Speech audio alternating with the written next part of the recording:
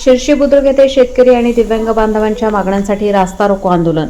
सोनपेठ तालुक्यातील शिर्शी बुद्रुक येथे शेतकऱ्यांच्या कर्जमाफीसह दिव्यांग बांधवांच्या विविध मागण्यांसाठी प्रहार जनशक्ती पक्षाच्या वतीने रास्ता रोको आंदोलन करण्यात आले।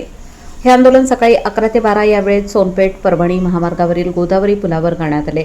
या आंदोलनामुळे महामार्गावरील वाहतूक काही काळासाठी ठप्प झाली होती।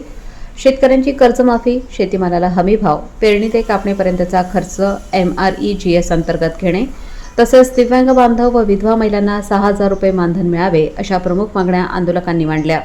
कृषी मंत्र्यांचा निषेध करण्यासाठी आंदोलकांनी रस्त्यावरच पत्त्यांचा डाव मांडून लक्ष वेधले। या आंदोलनाला विविध सामाजिक संघटनांनीही पाठिंबा दिला होता। सुरक्षेच्या दृष्टिकोनातून सहाय्यक पोलीस निरीक्षक विनोद चव्हाण आणि पोलीस उपनिरीक्षक अजय किरकर यांच्या नेतृत्वाखाली पोलीस बंदोबस्त तैनात करण्यात आला होता।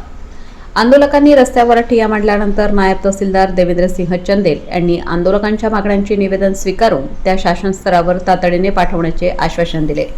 त्यानंतर आंदोलन स्थगित करण्यात आले। या आंदोलनात प्रहार जनशक्ती पक्षाचे तालुका प्रमुख अशोक मस्क, शिवाजीराव कदम, विशंभर गोरवे, गणेशराव जोगदंड, माऊली जोगदंड, सुदर्शन कदम, अरुण मुंडे, दयानंद यादव, जगन्नाथ जोगदंड आणि अनेक शेतकरी, दिव्यांग बांधव सहभागी झाले होते। या संपूर्ण बातमीचा आढावा घेतला आहे परभणी येथील आमचे प्रतिनिधी आशिष दयानंद मुंडे यांनी। अतुल्य महाराष्ट्र न्यूजच्या नवनवीन अपडेट्स पाहण्यासाठी आत्ताच चॅनलला सबस्क्राईब, बातमीला शेअर आणि बेल आयकॉनला ऑन करा। आज रस्त्यावर उतरलेला आहे ते एक आपण प्रहारचे पदाधिकारी, काय मागण्या आहेत तुमच्या? मोजरी येथे चालू केलेल्या अन्नत्याग आंदोलनापासून बच्चू भाऊ यांचे आटोकाट प्रयत्न चालू आहेत। त्यांच्या मागण्यानुसार मच्छीमार, मेंढपाळ, दिव्यांग, निराधार यांच्या मागण्यांना जवळपास मंजुरी मिळालेली आहे। दिव्यांगाची 6,000 मागणी असताना शासनानं फक्त 2500 रुपये मंजूर केले। 1500 वरून 2500 नेले म्हणजे दिव्यांगाचं भागणार नाही, त्यांनाही 6,000 व्हायला पाहिजे। व शेतकऱ्याचा महत्त्वाचा प्रश्न, याकडे सरकार कानाडोळा करत आहे। माननीय मुख्यमंत्री देवेंद्र फडणवीस साहेबांनी 7/12 कोरा कोरा कोरा हे आश्वासन दिलं आणि त्यांचेच उपमुख्यमंत्री यांना याची आठवण नाही। ती आठवण करून देण्यासाठी बच्चू भाऊच्या नेतृत्वाखाली राज्यव्यापी चक्काजाम आंदोलन करण्यात आले। जर या ठिकाणी हे कर्जमाफी नाही केली तर 2 ऑक्टोबरला मंत्रालयात घुसून आम्ही या ठिकाणी प्रहार करणार आहोत।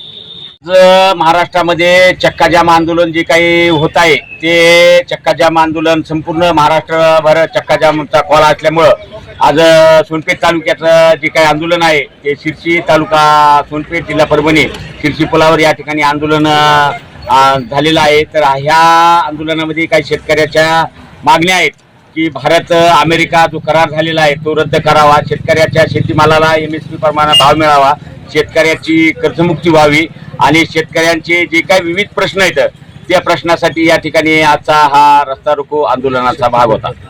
मंत्र्याची महाराष्ट्रामध्ये सध्या चर्चा चालू आहे, पत्ते रस्त्यावर खेळले जात आहेत। कृषी मंत्र्यांचा पत्ते खेळून विरोध केला जातो। विरोधी पक्ष नेत्यांनी हा आवाज उठवला होता, परंतु विविध संघटनेने आज आणि शेतकऱ्यांनी यावर आवाज उठवलेला आहे। आज सोनपेठ तालुक्यातील शिर्शी पुलावर शेतकरी संघर्ष समितीच्या वतीनं चक्काजाम आंदोलन केलेलं आहे। या आंदोलनाचं मुख्य मागण्या म्हणजे संपूर्ण शेतकऱ्याची कर्जमुक्ती, माणिकराव कोकाटे जे महाराष्ट्राचे कृषी मंत्री आहेत यांचा राजीनामा तात्काळ घ्यावा, ही पण मागणी एक प्रमुख मागणी होती।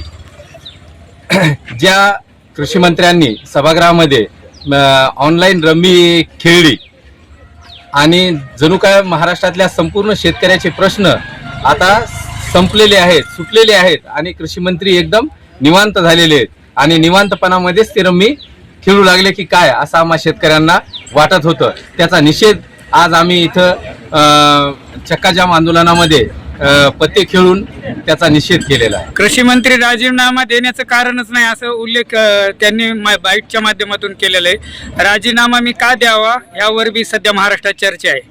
कृषी मंत्र्याचे मागचे जर वक्तव्य काढले तर हे सगळे शेतकऱ्याच्या भावना दुखवण्याचं वक्तव्य आहेत आणि त्या वक्तव्याचा वेळोवेळी शेतकरी संघटनांनी, शेतकऱ्याच्या विविध संघटनांनी त्याचा निषेध केलेला आहे। एवढं निषेध करूनही जर कृषी मंत्रीच्या नाक कापून भोक आहे असं जर म्हणत असतील तर ही एक लाजिरवाणी गोष्ट आहे। राजीनामा न दिल्यावर काय भूमिका असेल सर्व शेतकऱ्याची?